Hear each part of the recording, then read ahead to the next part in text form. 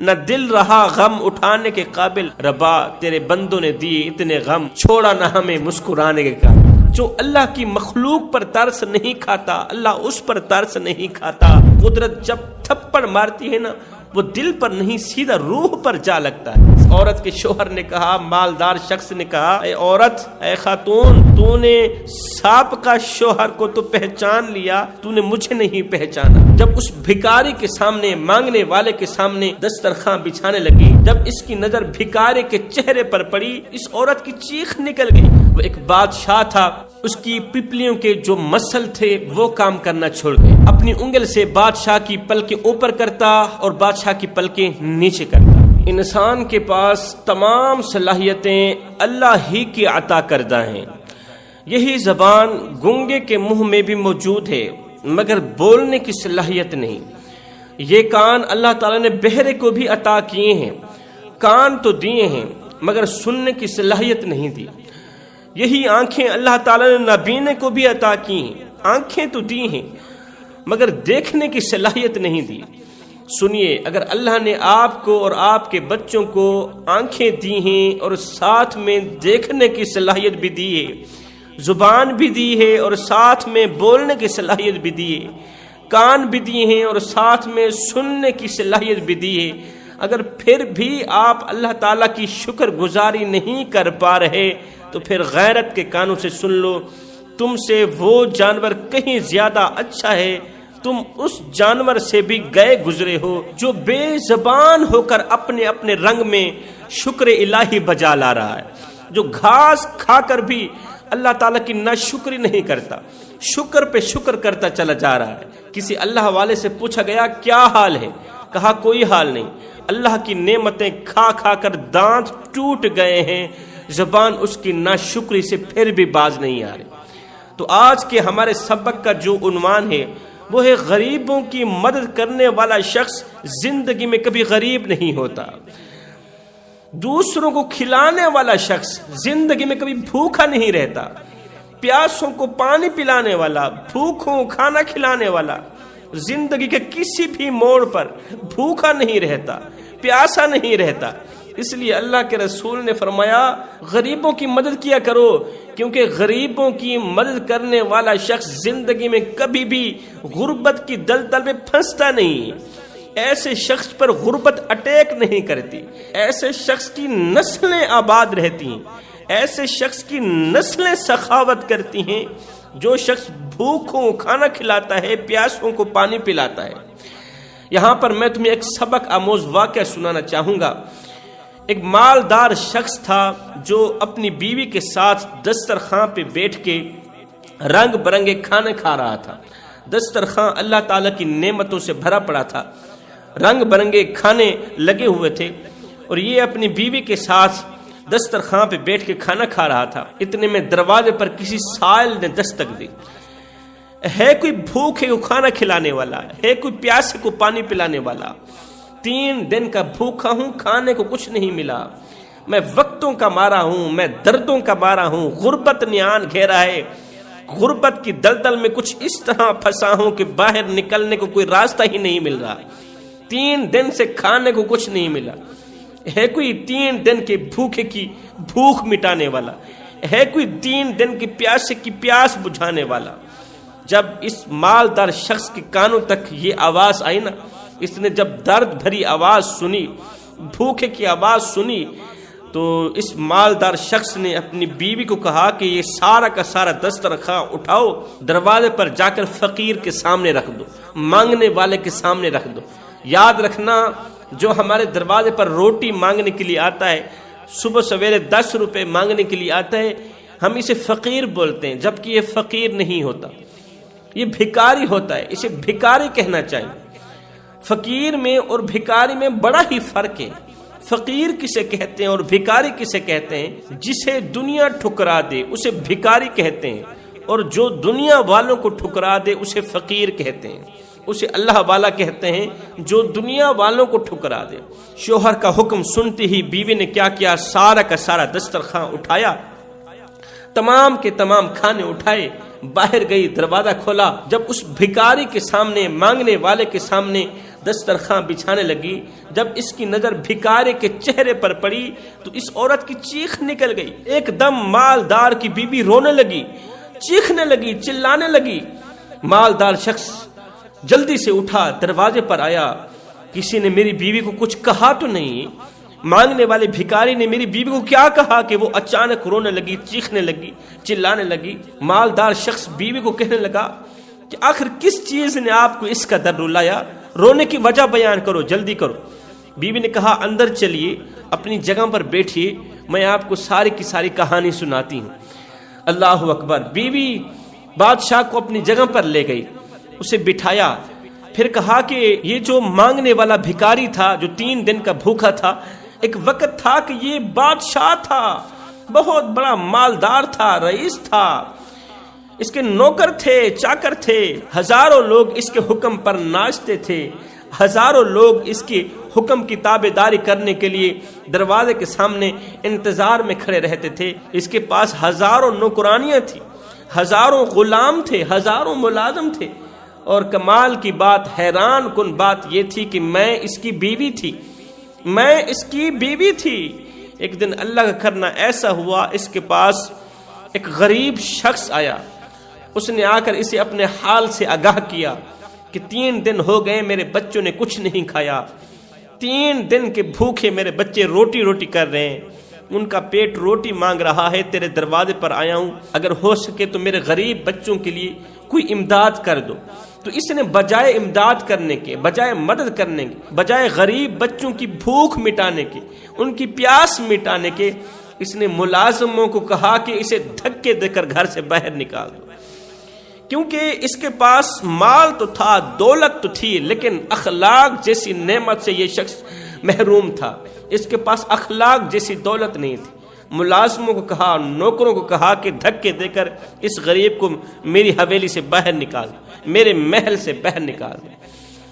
اس ظالم نے دھکے دے کر اس غریب شخص کو باہر نکال دیا۔ جیسے ہی وہ باہر نکلا تو اس نے دونوں ہاتھ اٹھائے، اس نے اللہ سے شکوہ کیا ہوگا نا، ہائے نہ ہم رہے دل لگانے کے قابل، نہ دل رہا غم اٹھانے کے قابل، ربا تیرے بندوں نے دیے اتنے غم، چھوڑا نہ ہمیں مسکرانے کے قابل۔ اس لیے جب دروازے پر کوئی سائل مانگنے کے لیے آئے تو ضرور کچھ نہ کچھ اسے دے دیا کرو، کیونکہ مانگنے والا فقیر صرف روٹی مانگنے نہیں آتا، وہ دعا دینے بھی آتا ہے۔ جب غریب شخص نے اس کے حق میں بد دعا کی، جب اس کی آنکھوں سے آنسو نکلے تو اس کی آنکھوں سے نکلے آنسو اس کی تباہی کا ذریعہ بن گئے۔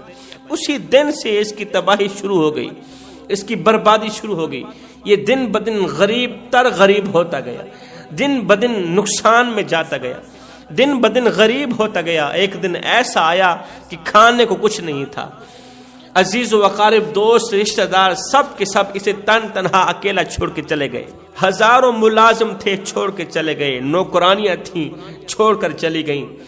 اس کے ایک حکم پر جو ہزاروں مرتبہ لبیک کہتے تھے، سب کے سب چھوڑ کے چلے گئے۔ اس کے حکم پر ناچنے والے، اس کے حکم پر اٹھنے والے، بیٹھنے والے سب کے سب اسے تنہا اکیلا چھوڑ کے چلے گئے، کیونکہ سب مطلب پرست تھے۔ جب تک اس کے پاس پیسہ تھا تب تک سب کچھ تھا، غیر بھی اپنے تھے۔ جب غریب ہوا، جب غربت کا شکار ہوا، جب پیسہ ہاتھ سے گیا، آج تو اپنے بھی غیر لگنے لگے۔ اس نے مجھے طلاق دے دی کہ تم یہاں سے چلی جاؤ، تیرے کھانے کے لیے میرے پاس روٹی نہیں ہے، میرے پاس کپڑا نہیں ہے۔ تو پھر میں وہاں سے طلاق لے کر آپ کی زندگی میں نے آپ سے نکاح کیا۔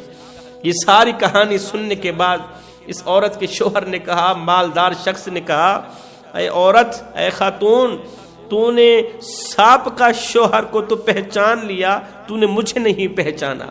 میں وہی شخص تو ہوں جس کو اس نے دھکے دے کر گھر سے باہر نکال دیا تھا۔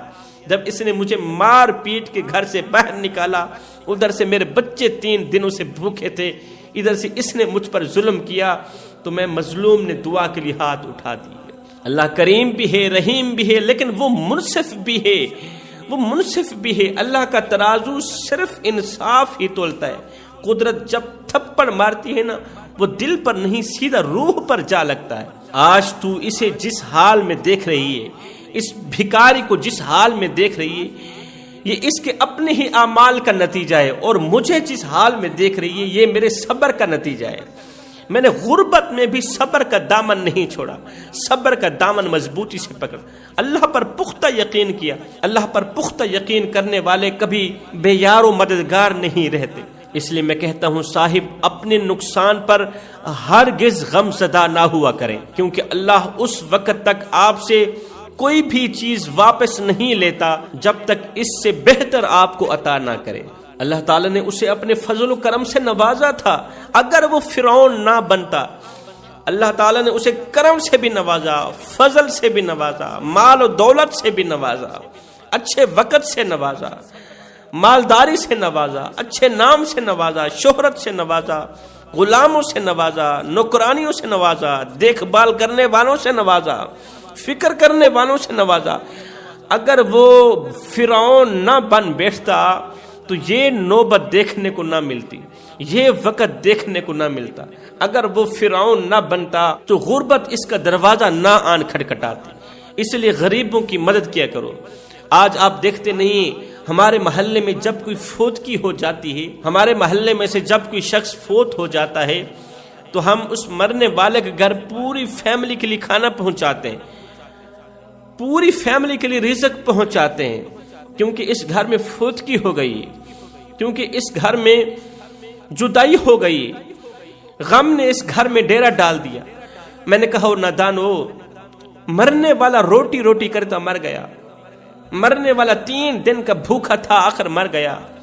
روٹی دیتے تو اسی مرنے والے کو دیتے، کھانا کھلاتے تو اسی مرنے والے کو کھلاتے، پانی پلاتے تو اسی مرنے والے کو پلاتے۔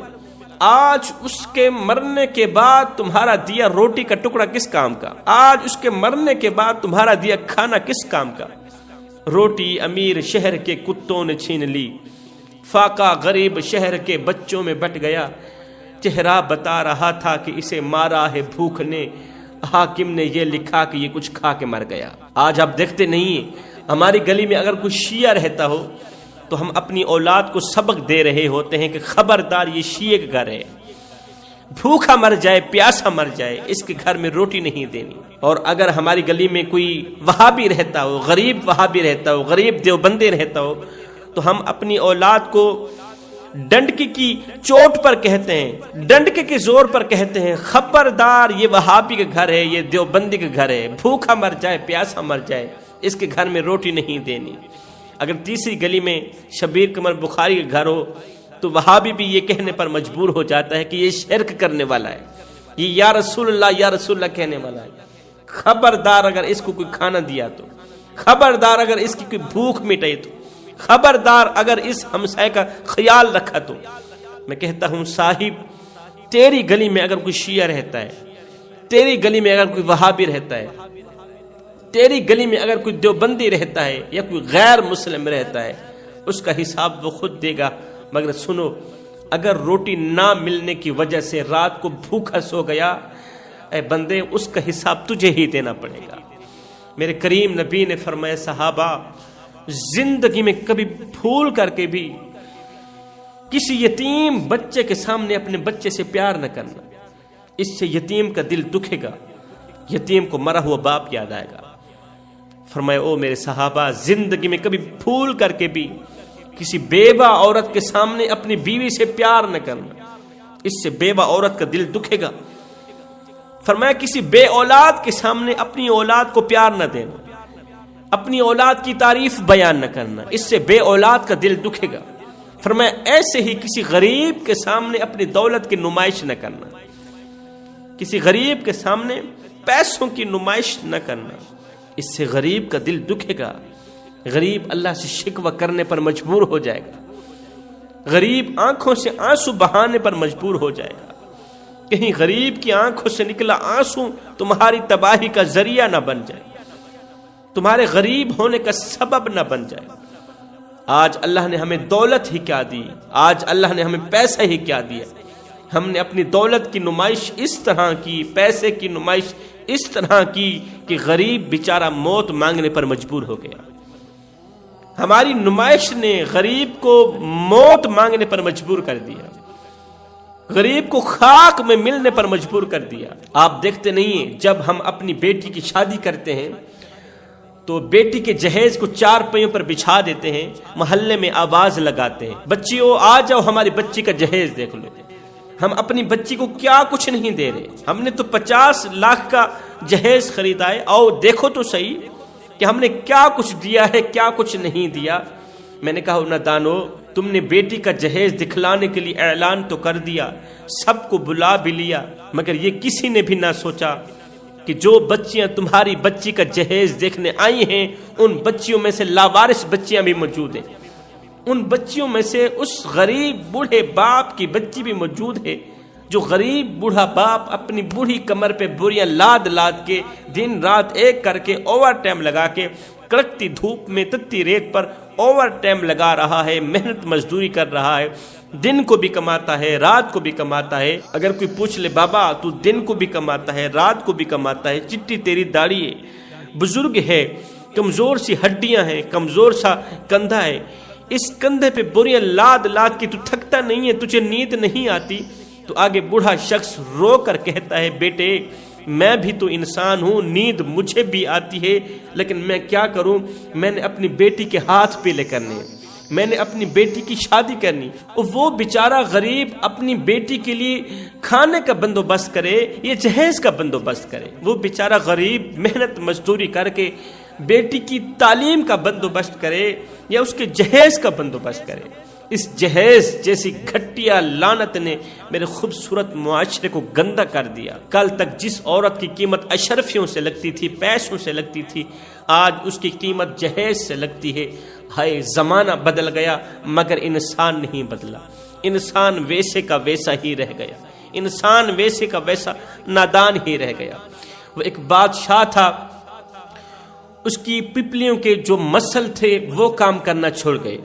ہماری یہ جو پپلیاں ہیں، آنکھوں کی پپلیاں، ان کے اندر مسل ہوتے ہیں جو آنکھوں کی ان پپلیوں کو اٹھانے بٹھانے میں مدد کرتے ہیں۔ اگر یہ بیماری کسی کو لاحق ہو جائے، خدا نہ کرے یہ بیماری کسی کو لگ جائے، تو دنیا کا کوئی بھی ڈاکٹر اس کا علاج نہیں کر سکتا۔ اس بیماری کا آج تک کوئی علاج آیا ہی نہیں ہے۔ اگر آپ کی یہ مسل کام کر رہے ہیں، آپ کی ان پلکوں کو اٹھانے بٹھانے میں مدد دے رہے ہیں، تو پھر اللہ تعالیٰ کا شکر ادا کیا کرو کہ اللہ تعالیٰ نے آپ کو اس بیماری سے مبتلا نہیں کیا، آپ کو اس بیماری سے دوچار نہیں کیا۔ ایک بادشاہ تھا، وہ اس بیماری میں مبتلا ہو گیا، اس کے مسل کام کرنا چھوڑ گئے۔ اب اس نے ایک شخص کی، ایک غلام کی ڈیوٹی لگا رکھی تھی، وہ غلام اپنی انگل سے بادشاہ کی پلکیں اوپر کرتا اور بادشاہ کی پلکیں نیچے کرتا۔ دنیا کے بڑے بڑے حکیم آئے علاج معالجہ کے لیے مگر بے سود، کسی بھی حکیم کا علاج کامیاب نہ رہا۔ تو جب تمام حکیموں سے جواب مل گیا تو ایک وزیر نے کہا بادشاہ سلامت، اللہ تعالیٰ آپ کو لمبی عمر دے، ہمارے شہر میں ایک صوفی رہتا ہے، بزرگ رہتا ہے، پوری رات قیام کرتا ہے اور دن کو روزہ رکھتا ہے، بہت بڑا عبادت گزار ہے، اور میں نے لوگوں کو اس کی تعریفیں کرتے ہوئے سنا ہے، اور میں نے یہ بھی سنا ہے کہ اس کی دعا قبول ہوتی، وہ جو بھی دعا کرتا ہے اللہ تعالیٰ فوراً دعا کو قبولیت کا شرف عطا کرتا ہے۔ بادشاہ نے وزیر کو بھیجا، جاؤ اس اللہ والے کو لے کرو، میں دعا کروانا چاہتا ہوں کہ کسی نہ کسی طرح اس بیماری سے جان چھوٹ جائے۔ وزیر گیا، اس اللہ والے کو لے کر آیا، اللہ والا بادشاہ کے سامنے کھڑا ہوا۔ بادشاہ نے کہا اے اللہ والے، میں نے سنا ہے اللہ تعالیٰ تیری دعا کو رد نہیں کرتا، میں بہت بڑی پریشانی سے دوچار ہوں، بہت بڑی مصیبت میں مبتلا ہوں، بہت بڑی بیماریوں میں مبتلا ہوں، بڑے بڑے حکیم لوگ آئے ہیں ناکام ہو کر چلے گئے ہیں، اگر تو دعا کرے اللہ تعالیٰ اس بیماری سے چھٹکارا دے دے، اگر مجھے اس بیماری سے چھٹکارا مل جائے، میری آنکھوں کے پلکوں کے مسل کام کرنے لگ جائیں، تو میرے پاس جتنی بھی دولت ہے تیرے قدموں پہ نچھاور کر دوں گا۔ اس اللہ والے نے کہا بادشاہ سلامت، میری دعا تیرے حق میں ہرگز قبول نہیں ہوگی۔ اس نے کہا نہیں ہوگی، کہا نہیں ہوگی، کیوں نہیں ہوگی؟ بادشاہ نے جب پوچھا کہ تیری دعا میرے حق میں قبول کیوں نہیں ہوگی، آخر میں نے کون سا ایسا گناہ کیا ہے؟ تو اس اللہ والے نے کہا بادشاہ اللہ کریم بھی ہے، رحیم بھی ہے، لیکن وہ منصف بھی ہے، اللہ تعالیٰ انصاف کو بہت زیادہ پسند کرتا ہے۔ لیکن ایک بات کان کھول کے سن لے، جو شخص اللہ کی مخلوق پر رحم نہیں کرتا نا، اللہ تعالیٰ بھی اس پر رحم نہیں کرتا۔ جو اللہ کی مخلوق پر ترس نہیں کھاتا، اللہ اس پر ترس نہیں کھاتا۔ تو نے ہزاروں بے قصور لوگوں کو قیدی بنا رکھا ہے، قید میں ڈال رکھا ہے، لاکھوں بے قصور لوگوں کو جیل کی سلاخوں کے پیچھے جکڑ رکھا ہے، اور تو اللہ کی رحمت کا امیدوار بھی بیٹھا ہے۔ اتنا بڑا ظلم کرنے کے بعد بھی اللہ تعالیٰ کے کرم کا امیدوار بیٹھا ہے۔ یہ بھول جا، میری دعا تیرے حق میں ہرگز قبول نہیں ہوگی، میری دعا تیرے حق میں اس وقت تک قبول نہیں ہوگی جب تک تو مظلوموں سے بد دعا لیتا رہے گا۔ یہ سن کر بادشاہ کو غصہ تو آیا، مگر خود کا محاسبہ کرتے ہوئے کہا درویش ٹھیک کہتا ہے۔ اس کے بعد بادشاہ نے حکم دیا کہ ابھی اور اسی وقت تمام قیدیوں کو رہا کر دیا جائے۔ تمام قیدیوں کو آزاد کر دیا گیا۔ تمام قیدیوں کو رہا کرنے کے بعد بادشاہ نے کہا اے اللہ والے اب دعا کرو۔ اب آ کر اللہ والے نے دونوں ہاتھ اٹھائے، عرض کی میرے کریم رب، جب تک یہ ظالم رہا، تیری مخلوق پر ظلم کرتا رہا، تو نے اسے مصیبت میں مبتلا رکھا، تو نے اسے مہلک بیماری میں مبتلا رکھا۔ اب اس نے پختہ توبہ کر لی، آئندہ کے لیے تیری مخلوق پر ظلم نہیں کرے گا۔ اب اسے اس بیماری سے چھٹکارا نصیب فرما۔ اب اس نے تیرے ساتھ صلح کر لی ہے، صلح کے صدقے اسے اس بیماری سے چھٹکارا نصیب فرما، اس کی یہ ٹینشن ختم کر دے، اس کی یہ پریشانی ختم کر دے۔ اسی وقت اللہ تعالیٰ نے اس درویش کی دعا قبول فرمائی، اسی وقت اس کے مسل کام کرنے لگ گئے۔ جب بادشاہ اپنی مرضی سے پلکیں اٹھانے بٹھانے لگا، اپنی مرضی سے پلکیں چھپکانے لگا، تو بادشاہ نے کہا میرے پاس جتنا بھی خزانہ ہے، جتنی بھی دولت ہے، ساری کی ساری اٹھا کر اس درویش کے قدموں پر نچھاور کر دو۔ بادشاہ کا حکم سنتے ہی اس کی تمام دولت، اس کا سارا خزانہ اٹھا کر درویش کے قدموں پہ نچھاور کر دیا گیا، اللہ والے کے قدموں پر نچھاور کر دیا گیا۔ اللہ والے نے اس کی تمام دولت کو ایسے ٹھڈا مار کے کہا بادشاہ سلامت، مجھے اس دولت کی ضرورت نہیں ہے، مجھے ایسی امیری کی ضرورت ہی نہیں ہے۔ جب سے میں نے ایسی امیری کو ٹھکرایا ہے، تب سے مجھے اعزاز یہ ملا ہے کہ اللہ تعالیٰ میری کسی بھی دعا کو رد نہیں کرتا۔ جب سے میں نے ایسے خزانے کو جتی کی نوک پر رکھا ہے نا، ٹھکرایا ہے نا، جب سے میں نے دنیا کو طلاق دی ہے، جب سے میں نے دنیا سے اپنا ناتا توڑا ہے، تعلق توڑا ہے، تب سے مجھے اعزاز یہ ملا ہے کہ اللہ تعالیٰ میری کسی بھی دعا کو رد نہیں کرتا۔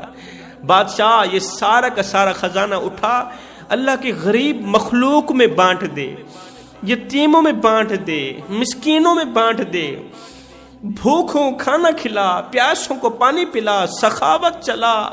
اس کے بعد پھر دیکھے گا یہاں سے دعا نکلے گی، بعد میں ہاتھ اٹھانے کی ضرورت ہی نہیں پڑے گی، یہاں سے دعا نکلے گی، بعد میں اللہ تعالیٰ تیری دعا کو اور تیری سوچ کو قبول پہلے فرما لے گا۔